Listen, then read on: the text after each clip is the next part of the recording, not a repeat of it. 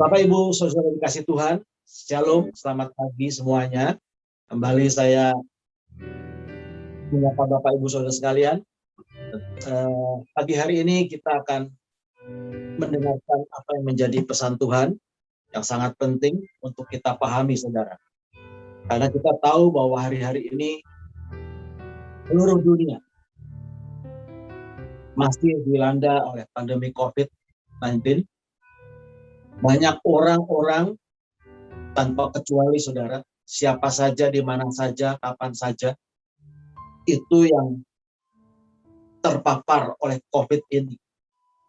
Mereka dalam keadaan tidak berdaya, mereka dalam keadaan bingung, mereka dalam keadaan tidak tahu apa harus mereka lakukan. Selain mereka yang terpapar COVID-19 ini, saudara, ada begitu banyak juga orang-orang di sekitar kita yang terdampak akibat COVID-19 ini. Mereka mengalami krisis, baik di dalam rumah tangganya, di dalam bisnis pekerjaannya, di dalam pelayanannya, di dalam segala kehidupannya. Dan tentunya ini sangat tidak mudah untuk kita bisa hadapi dengan kekuatan kita. Saat saya bergumul kepada Tuhan, apa Tuhan yang sesungguhnya sedang terjadi? Dan apa yang akan terjadi? Buatlah kami mengerti apa yang Tuhan mau untuk kami lakukan hari ini. Ingatkan kami, Tuhan. Sudah dikasih Tuhan. Ingatkan ada beberapa hal yang penting untuk kita pahami.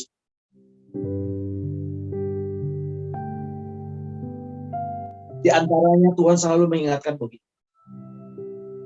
Kalau Tuhan sudah berbicara sesuatu, kalau Tuhan sudah perintahkan sesuatu, kalau Tuhan sudah ingatkan sesuatu dalam hidup kita, entah dengan caranya bagaimana Tuhan berbicara kepada saudara dan saya.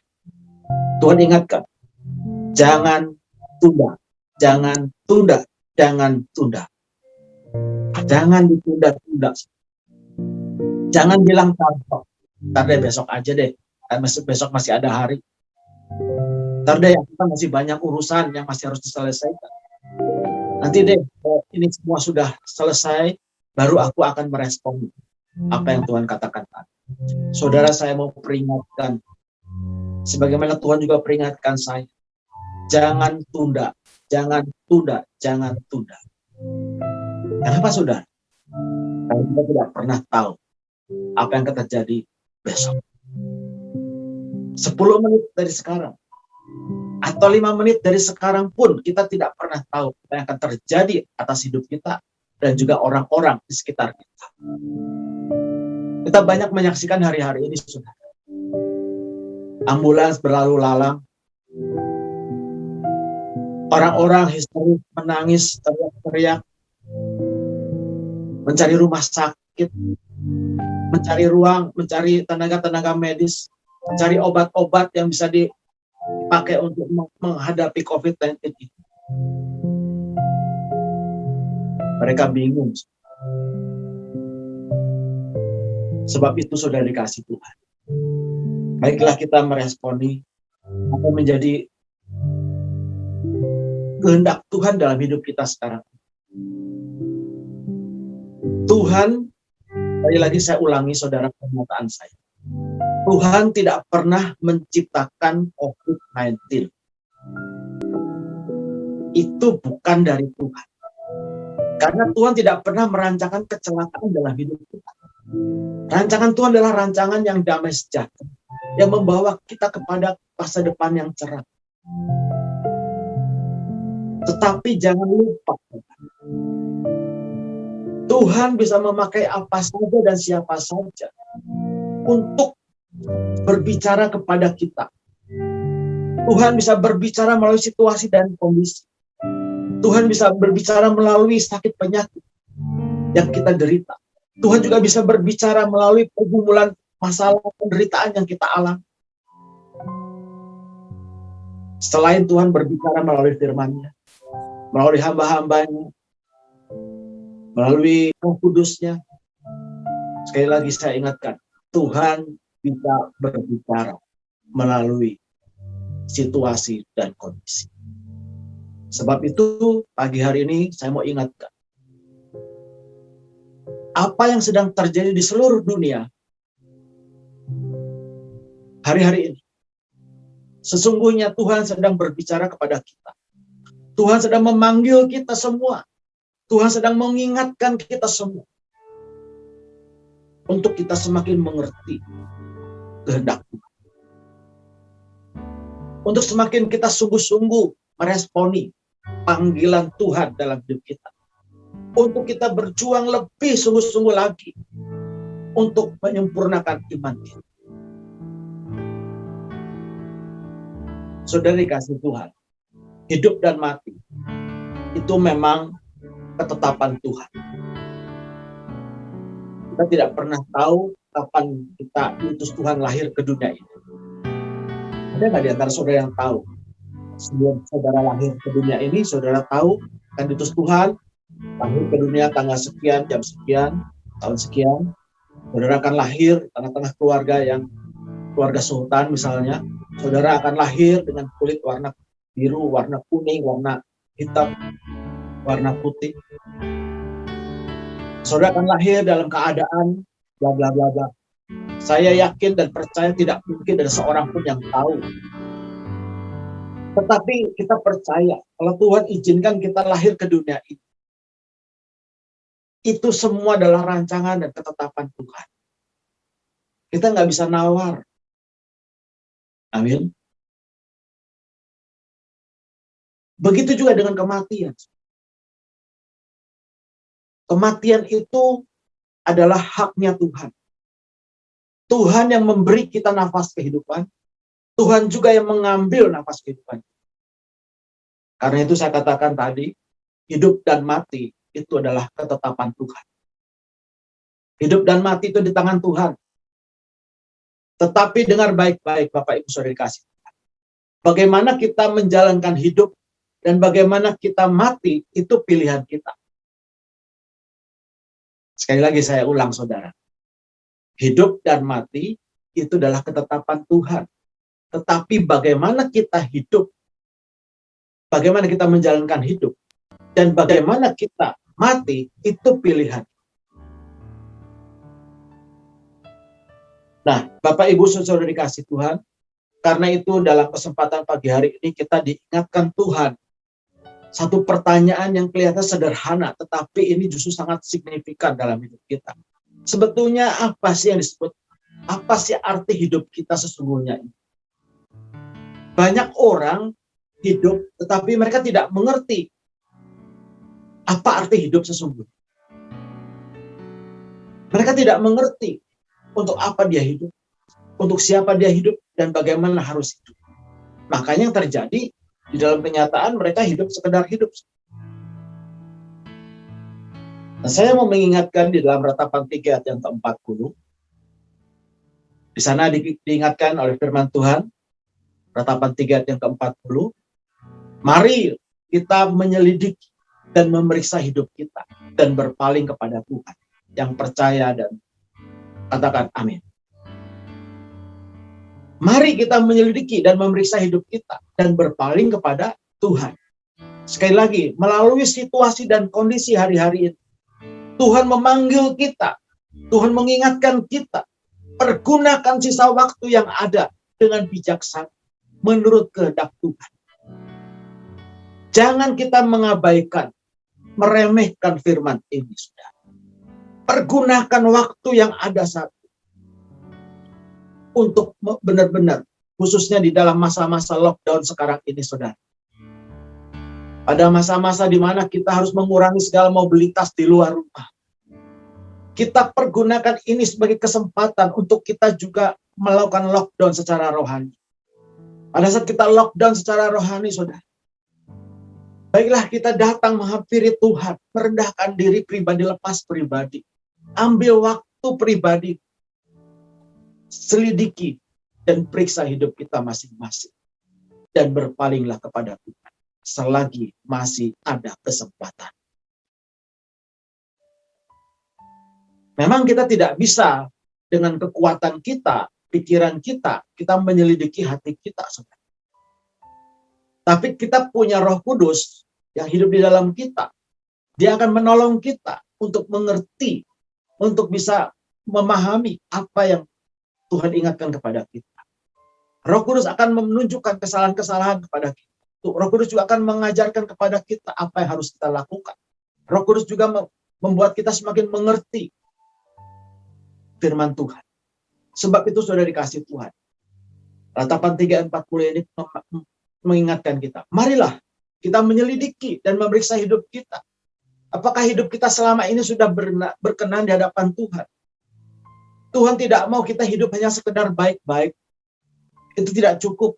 Tuhan mau supaya hidup kita benar-benar berkenan kepada Tuhan. Bahkan sempurna di dalam Kristus. Lalu kita diingatkan, saudara. Kegagalan kita untuk menjalankan hidup menurut kehendak Tuhan. Atau kegagalan kita menjalankan hidup selaras dengan kehendak Tuhan. Itu bukan hanya membuat kita hidup sekedar hidup.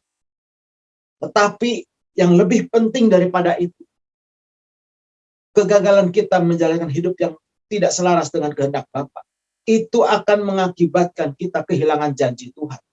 Kita akan kehilangan janji keselamatan. Kita akan kehilangan hidup kekal. Dan kita tidak mungkin masuk kerajaan surga. Makanya ini satu hal yang sangat serius. Mungkin selama ini kita berjalan, menjalankan hidup kita dari hari ke hari, bulan ke bulan, dari tahun ke tahun. Selama ini, saudara, kita tidak menyadari ada banyak hal yang membuat kita semakin hari semakin menyimpang dari kehendak Tuhan. Bagaimana kita bisa melakukan kehendak Tuhan kalau kita tidak memahami kehendak Tuhan? Makanya dalam Matius 7 ayat 21, Tuhan Yesus katakan kepada kita, Tuhan Yesus ingatkan kita hari ini. Bukan setiap orang yang berseru kepadaku, Tuhan, Tuhan, akan masuk ke dalam kerajaan surga. Melainkan dia yang melakukan kehendak Bapa-Ku yang di surga. Tuhan Yesus mengingatkan kepada murid-murid, termasuk saudara dan saya hari. Bukan setiap orang yang berseru kepadaku, Tuhan, Tuhan. Siapa yang berseru kepadaku, Tuhan, Tuhan ini maksudnya? Itu orang-orang Kristen. Tidak semua orang Kristen, termasuk orang-orang Kristen yang dipakai Tuhan untuk melakukan pelayanan-pelayanan, untuk melakukan karunia-karunia, untuk melakukan mujizat-mujizat, itu bisa masuk kerajaan surga. Karena apa, saudara? Ayat 22 katakan, pada hari terakhir banyak orang akan berseru kepadaku, Tuhan, Tuhan. Bukankah kami bernubuat demi namamu dan mengusir setan demi namamu dan mengadakan banyak mujizat demi namamu juga? Bukankah ini orang-orang Kristen yang sudah dipakai Tuhan, diperlengkapi Tuhan dengan karunia-karunia roh yang begitu hebat, yang begitu luar biasa. Tetapi apa kata Tuhan Yesus, saudara? Ayat 23. Pada waktu itu, aku berterus terang kepada mereka dan berkata, aku tidak pernah mengenal kamu. Enyahlah daripadaku, hai kamu sekalian pembuat kejahatan. Saudara yang dikasihi Tuhan, Tuhan mengingatkan kepada kita, tidak semua orang yang berseru kepada Tuhan, Tuhan, Tuhan, itu akan masuk ke dalam kerajaan surga. Termasuk orang-orang yang selama ini merasa yakin, aku yakin sudah menjadi orang Kristen yang baik, yang taat ibadah, setia melayani Tuhan, bahkan dipakai Tuhan luar biasa, melakukan mujizat, mengusir setan, membangkitkan orang mati, dan sebagainya. Tetapi ingat, saudara, Tuhan tidak melihat apa yang dilihat manusia. Tuhan tidak melihat seberapa hebat pelayanan kita. Tuhan juga tidak lihat seberapa rajin ibadah kita. Tuhan juga tidak lihat seberapa lama kita sudah menjadi orang Kristen. Tuhan juga tidak lihat kita dari denominasi mana, dari gereja mana. Tuhan juga tidak lihat sudah berapa lama kita menjadi orang Kristen. Tetapi Tuhan selalu melihat hati kita. Tuhan selalu menguji iman kita. Apakah hati kita benar-benar mengasihi Tuhan? Apa artinya kita mengasihi Tuhan? Melakukan segala perintah Tuhan. Melakukan segala kehendak Tuhan.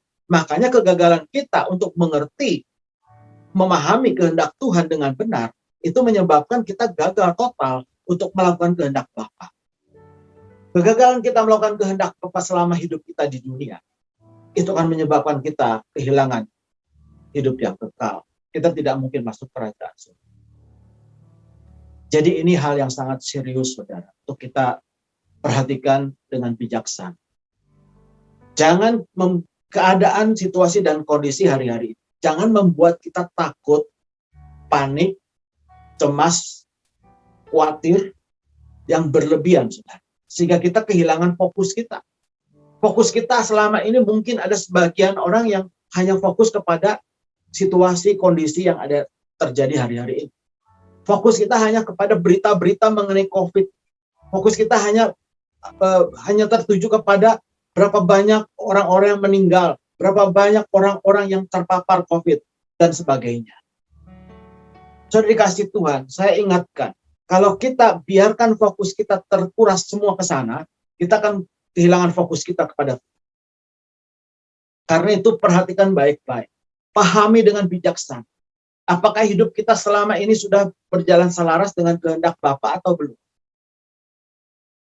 Ini tidak bisa ditawar dan tidak bisa ditunda, saudara. Kenapa? Karena sekali lagi, kita tidak pernah tahu kapan kita meninggalkan dunia ini. Nah, karena itu dalam kesempatan ini dan kesempatan minggu depan, saya ingin mengajak saudara untuk benar-benar mendalami, memahami dengan bijaksana. Apa sih arti hidup kita sesungguhnya? Jangan kita hidup sekedar hidup. Jangan kita menjalankan hidup tanpa arah, tanpa tujuan yang jelas, tanpa mengerti apa panggilan Tuhan dalam hidup kita. Tanpa memahami sebetulnya untuk siapa kita hidup, untuk apa kita hidup, dan bagaimana kita harus hidup. Hidup kita ini begitu berharga di mata Tuhan. Hidup kita ini begitu berarti. Sebab itu kita harus perhatikan ini, apa arti hidup kita. Nah, kenapa kita harus tahu 3 hal ini, saudara? Kenapa kita harus tahu apa arti hidup kita? Ada beberapa alasan yang saya ingin sampaikan. Yang pertama, saya ingatkan, kita tidak pernah tahu apa yang akan terjadi besok. Firman Tuhan katakan. Tapi jangankan besok, kita tidak pernah tahu apa yang akan terjadi nanti malam, nanti siang. Atau mungkin setelah kita ibadah begini, atau pada saat kita sedang ibadah begini, kita tidak akan pernah tahu apa yang akan terjadi.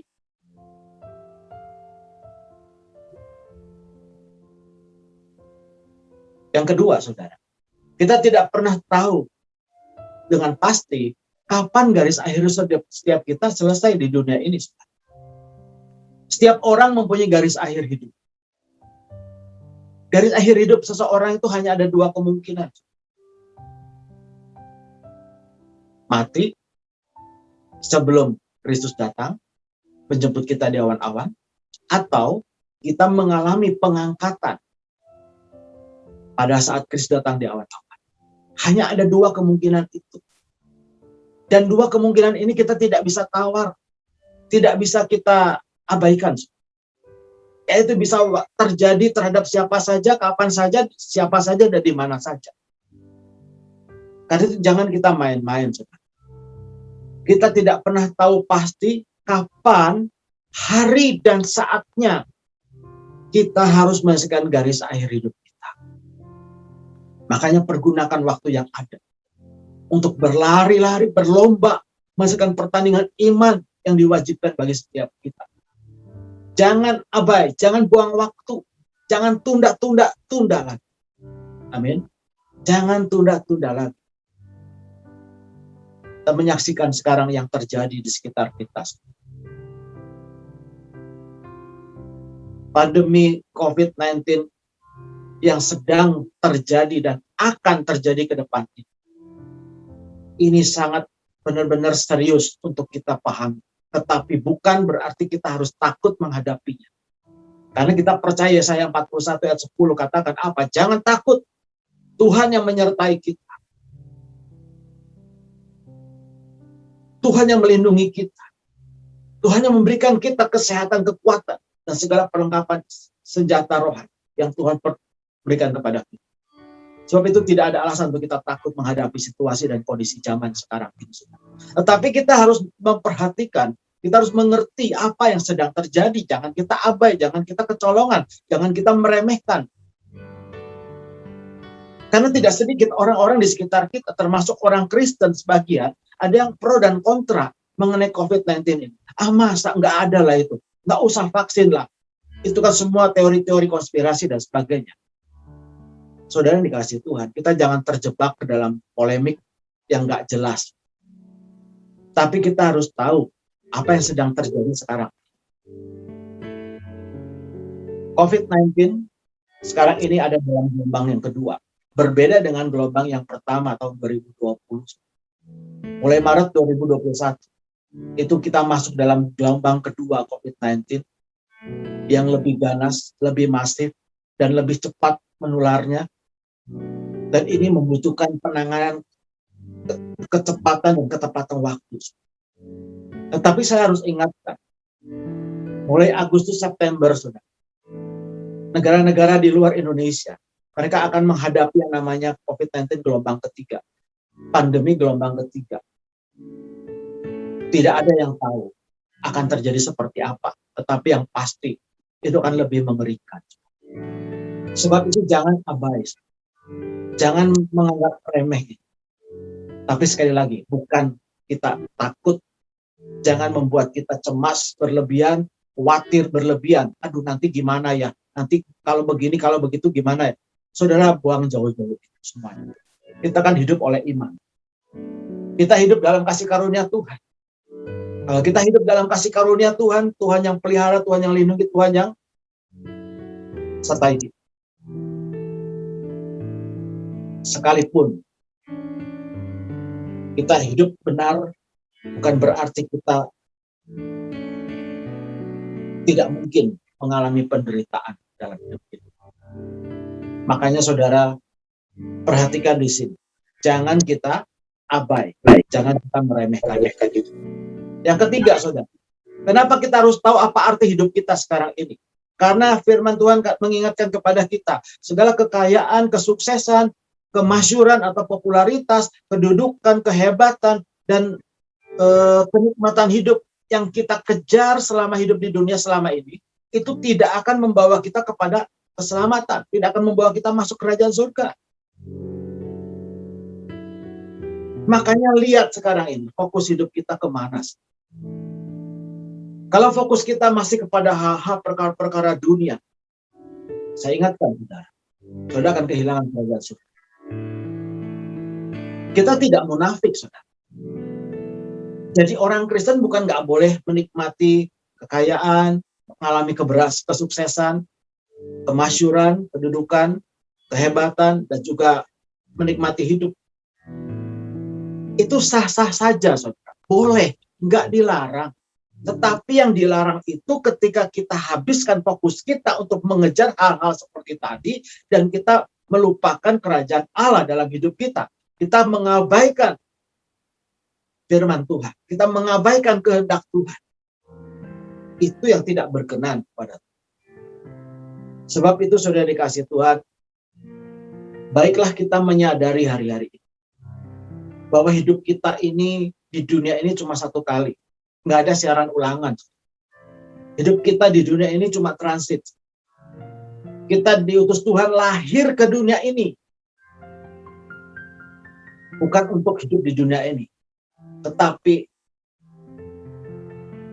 untuk kita bisa mencapai kekekalan hidup nanti di surga yang mulia. Dunia ini hanya sekedar ajang pelatihan pembentukan kita dan persiapan kita untuk masuk ke dalam hidup yang kekal di surga mulia. Jadi di dunia ini kita hanya sementara, kita hanya numpang lewat. Yang kedua, ini kita harus sadari, hidup kita ini begitu singkat, sangat singkat.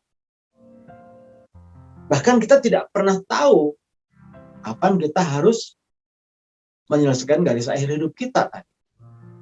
Setiap saat, siap tidak siap, kita harus selalu siap. Amin.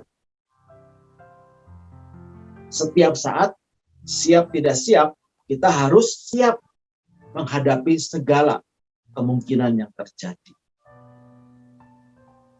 Saya ingatkan sekali lagi, hidup mati adalah di tangan Tuhan. Tapi bagaimana kita menjalankan hidup dan bagaimana kita mati, itu pilihan kita. Maksudnya apa? Maksudnya, kalau kita mau menjalankan hidup sesuai dengan kehendak Tuhan, menjalankan hidup dengan bijaksana menurut kehendak Tuhan, maka kita aman. Tetapi ingat, kalau kita memilih adalah hidup nggak usah terlalu ribet, nggak usah terlalu fanatik, nggak usah terlalu sok rohani, nggak usah terlalu takut ini, takut itu. Udahlah, nikmatin aja hidup itu. Yang penting kita sekarang bisa menikmati hidup itu. Saya mau ingatkan saudara, tiba-tiba kematian datang. Orang-orang seperti itu tidak akan pernah siap. Bagaimana kita mati adalah pilihan kita. Maksudnya, kita dihadapkan kepada pilihan, kita dihadapkan Tuhan kepada pilihan, kita mati di dalam Tuhan atau mati tidak di dalam Tuhan. Nah, itu pilihan kita, saudara. Tuhan maunya kita mati di dalam Tuhan, tapi kalau kitanya nggak mau, kitanya menolak, itu kan resiko tanggung jawab sendiri. Makanya pahamilah ini dengan baik. Nah, yang ketiga yang Tuhan mau ingatkan kepada kita, hidup kita ini begitu berharga dan terlalu mahal untuk disia-siakan, apalagi disalahgunakan untuk perkara-perkara yang tidak membawa kita kepada keselamatan. Karena apa? Karena kita ini telah ditebus dengan darah yang begitu mahal. Itu darah anak domba Allah. Jadi jangan sembarangan hidup.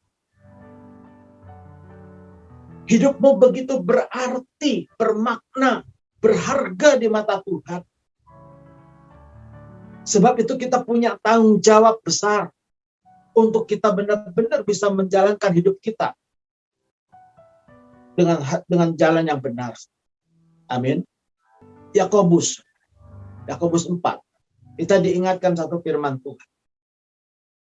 Jadi sekarang, hai kamu yang berkata, hari ini atau besok kami berangkat ke kota Anu dan di sana kami akan tinggal setahun dan berdagang serta mendapat untung. Banyak orang hari-hari sedang merancangkan ini, membuat strategi ini, membuat rencana-rencana ini dan sebagainya. Tapi ingat saudara, ayat 14. Sedang kamu tidak tahu apa yang akan terjadi besok. Maksudnya di sini bukan berarti kita nggak perlu menyusun rencana hidup, nggak perlu bikin rencana bisnis, nggak perlu kita punya strategi di dalam hidup kita atau bisnis kita, saudara. Itu semua baik, tetapi lakukanlah itu dengan cara-cara Tuhan, dengan hikmat Tuhan, bukan dengan hikmat manusia. Manusia berencana, Tuhan yang menentukan. Amin. Makanya kita harus merencanakan sesuatu itu selaras dengan rencananya Tuhan. Karena firman Tuhan katakan, rencanamu bukan rencanaku, jalanmu bukan jalanku, pikiranmu bukan pikiranku, kehendakmu bukan kehendakku, waktumu bukan waktu. Makanya ayat yang ke-14 di sini diingatkan. Sedang kamu tidak tahu apa yang akan terjadi besok. Apakah arti hidupmu? Nah, ini yang menjadi tema kita pagi hari. Apakah arti hidupmu? Hidupmu itu sama seperti uap yang sebentar saja kelihatan lalu lenyap.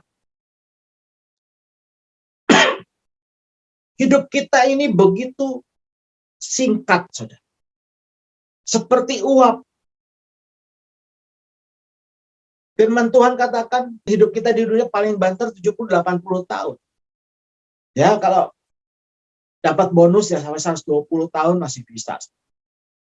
Tetapi kita diingatkan Tuhan, hidup kita di dunia ini itu begitu singkat, tidak ada artinya dibandingkan dengan hidup kekal nanti di surga mulia. Sampai selama-lamanya. Makanya kita harus benar-benar perhatikan, ya. Jangan sampai kita menyia-nyiakan hidup, apalagi menyalahgunakan. kasih karunia Tuhan percayakan kepada kita. Nah, saudara dikasih Tuhan, kita diingatkan juga di dalam Matius 4 yang keempat. Matius 4 ayat yang keempat. Ada tertulis demikian. Manusia hidup bukan dari roti saja, tetapi dari setiap firman yang keluar dari mulut Allah. Memang kita hidup butuh makanan, tetapi kita bukan hidup untuk makanan secara jasmani. Kita hidup butuh uang, tapi bukan berarti kita hidup untuk uang segala-galanya. Amin. Lalu Matius 16 ayat 26 katakan, apa gunanya seseorang memperoleh seluruh dunia tetapi kehilangan nyawanya? Dan apakah yang dapat diberikannya sebagai ganti nyawanya? Karena itu kita harus hati-hati, saudara. Apakah itu sesuai dengan kehendak Tuhan atau tidak? Apa artinya kita mempunyai seluruh dunia dan seisinya, tetapi kita kehilangan nyawa kita? Makanya tadi di awal saya katakan, kekayaan, kedudukan, kehormatan, kemasyhuran, ketenaran, itu tidak akan membawa kita masuk surga. Karena yang menentukan kita masuk surga atau tidak, yang Tuhan Yesus tadi katakan di awal, Matius 7 ayat 21, yaitu kalau kita melakukan kehendak Bapa. Ya. Lalu satu lagi kita lihat, saudara, Lukas 12 ayat 12. Katanya lagi kepada mereka, berjaga-jagalah dan waspadalah terhadap segala ketamakan. Sebab walaupun seorang berlimpah-limpah hartanya, hidupnya tidak tergantung daripada kekayaan itu. Perhatikan ini, saudara. Bukan kita nggak boleh hidup kaya, saudara.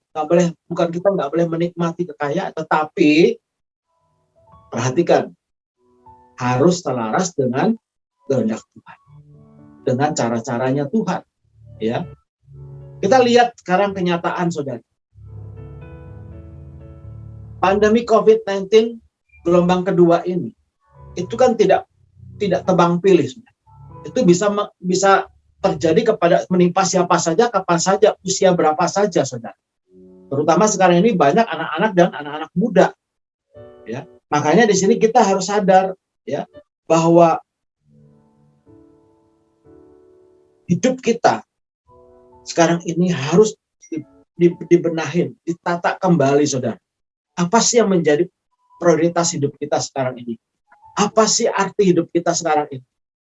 Apakah hidup kita sudah berarti, sudah bermakna, sudah benar-benar bisa menyenangkan hati Tuhan atau tidak? Ini perlu kita renungkan baik-baik. Di dalam Roma 14 ayat yang ke-11, kita diingatkan, saudara, bahwa karena tertulis, demi aku hidup, demikianlah firman Tuhan. Semua orang, tanpa kecuali, saudara, semua orang akan bertekuk lutut di hadapanku, dan semua orang akan memuliakan Allah. Tuhan menciptakan kita untuk maksud dan tujuan memuliakan Allah, bukan mempermalukan Allah. Lalu ayat 12 katakan, demikianlah setiap orang di antara kita, termasuk saudara dan saya, akan mempertanggungjawabkan tentang dirinya sendiri kepada Allah. Nah, ini yang kita harus ingat, harus kita garis bawahi, saudara. Jangan hidup sekedar hidup. Jangan kita hidup semau gue. Jangan kita hidup tanpa arah tujuan yang jelas. Jangan kita hidup hanya mengejar perkara-perkara dunia yang sia-sia, yang tidak membawa kita kepada keselamatan. Tapi perhatikanlah bagaimana kita hidup. Hiduplah bijaksana menurut kehendak Tuhan. Karena semua itu harus kita pertanggungjawabkan di hadapan. Nah, dengan kata lain, dalam kesempatan 2 minggu ini saya ingin mengajak saudara untuk merenungkan, memahami dengan bijaksana 4 hal, sekali lagi, saudara. Ya, yang pertama kita harus mengerti dulu, apa sih hidup itu sebenarnya? Yang kedua, untuk siapa sih kita hidup sekarang? Yang ketiga, untuk apa kita hidup? Yang keempat, bagaimana kita harus hidup? Yuk kita lihat dua poin ini dulu. Yang pertama, saudara. Yang pertama, apa sih hidup itu? Nah, saya harus ingatkan, saudara, pemahaman mengenai arti hidup atau hakikat hidup yang sesungguhnya, ini sangat penting. Karena itu akan menentukan dan sangat mempengaruhi sikap hati seseorang, pola pikir, semangat hidupnya, fokus hidupnya, prioritas hidupnya, kebiasaan hidupnya sehari-hari, langkah hidupnya, cara hidupnya, atau gaya hidupnya. Bahkan ini akan menentukan perkenanan Tuhan dalam hidup. Dan akhirnya tentu saja akan menentukan keselamatan seseorang. Jadi kalau kita salah memahami, atau kita istilah sekarang itu disebut gagal paham mengenai arti hidup yang sesungguhnya, arti hidup dari perspektif ilahi, dilihat dari kacamata Alkitab, itu kita akan fatal. Makanya jangan sampai kita gagal paham. Hidup menurut perspektif ilahi, yang saya simpulkan begini, saudara. Hidup itu adalah sebuah proses. Proses apa, saudara? Hidup adalah sebuah proses perjalanan. Hidup kita bersama Kristus. Saya ulangi, saudara. Hidup menurut perspektif ilahi, hidup yang benar menurut pandangan Alkitab, adalah sebuah proses perjalanan hidup kita bersama Kristus yang memimpin kita dalam iman. Dan yang membawa iman kita itu kepada kesempurnaan hidup, menuju kepada pengharapan akan kekekalan. Itu arti hidup sesungguhnya. Jadi kita nggak boleh hidup sembarangan hidup. Kita nggak boleh hidup tanpa Tuhan, tanpa penyertaan Tuhan. Sebab hidup ini adalah satu proses perjalanan. Kita tahu bahwa kalau kita melakukan satu perjalanan, kita harus tahu kemana tujuannya, arahnya bagaimana, dan apa yang harus kita lakukan supaya kita tidak tersesat, supaya perjalanan hidup kita tidak sia-sia. Kita harus tahu semuanya itu.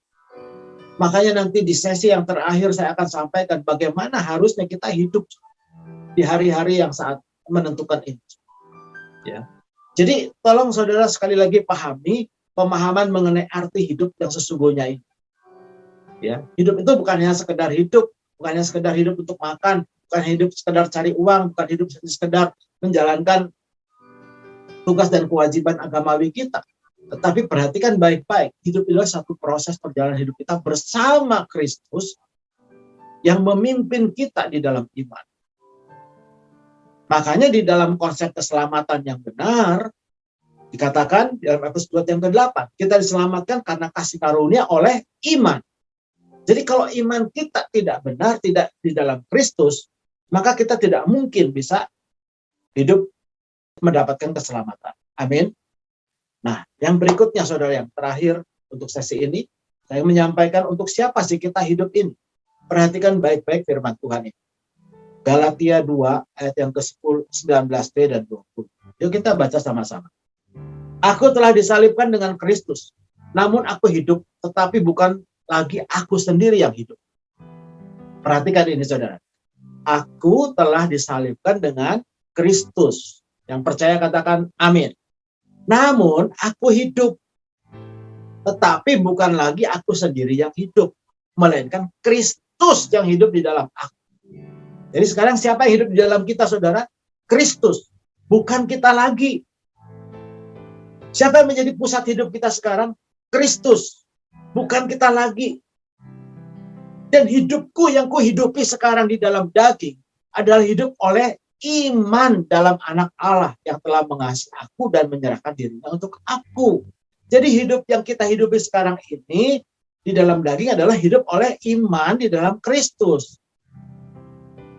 Jadi kita nggak boleh abai terhadap firman ini, sudah. Coba sekarang periksa diri kita masing-masing. Siapa yang menjadi pusat hidup kita sekarang? Nggak apa-apa saudara, kita akui di hadapan Tuhan kalau selama ini kita yang menjadi pusat hidup kita adalah ego kita atau kepentingan-kepentingan kita atau keinginan kita. Akui semua itu di hadapan Tuhan. Bertobat, sadar, bertobatlah dan berbaliklah kepada firman Tuhan. Yang menjadi pusat dalam hidup kita adalah Kristus. Kalau Kristus menjadi pusat hidup kita, Kristus yang berdaulat sepenuhnya atas hidup kita, Kristus yang bertanggung jawab atas hidup kita. Tetapi sebaliknya, kalau kita tidak menjadikan Kristus sebagai pusat hidup kita, berarti kita menjadikan diri kita sebagai pusat hidup kita, maka kita tidak akan pernah hidup berkenan kepada Tuhan. Amin.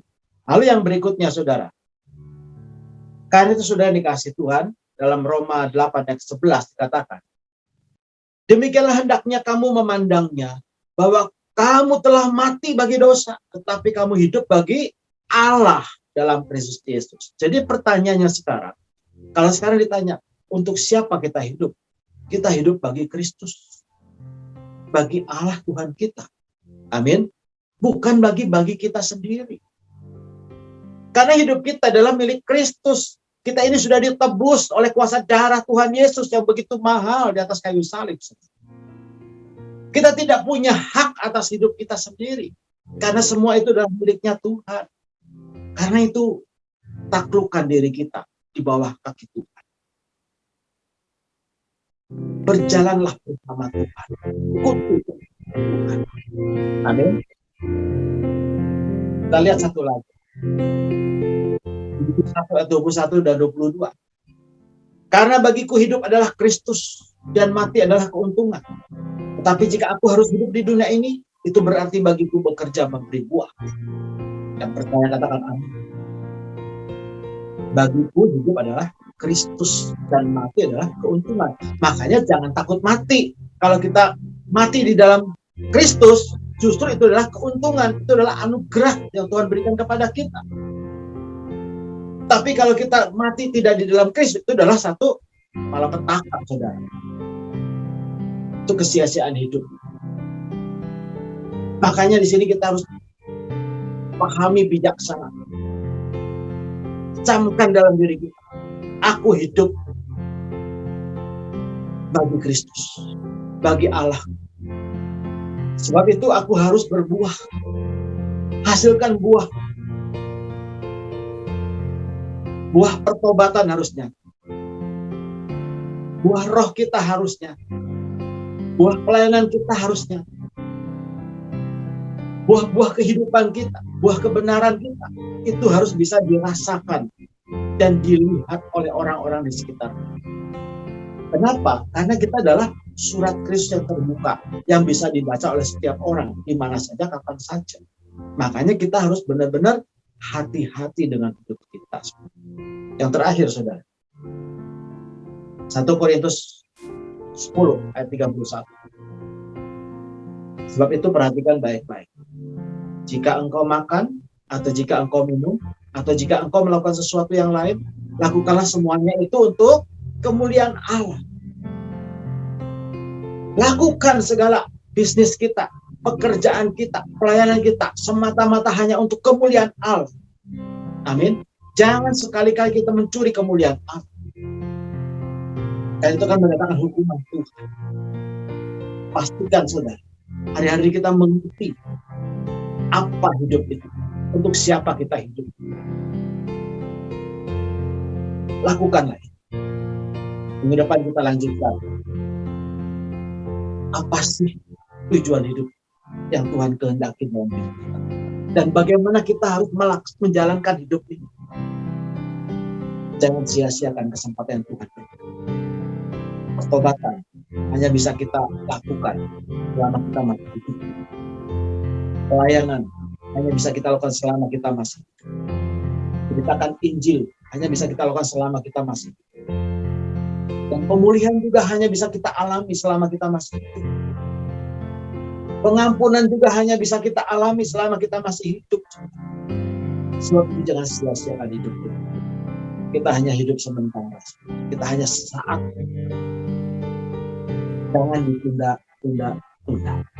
Karena kita tidak pernah tahu apa yang terjadi di depan kita. Amin.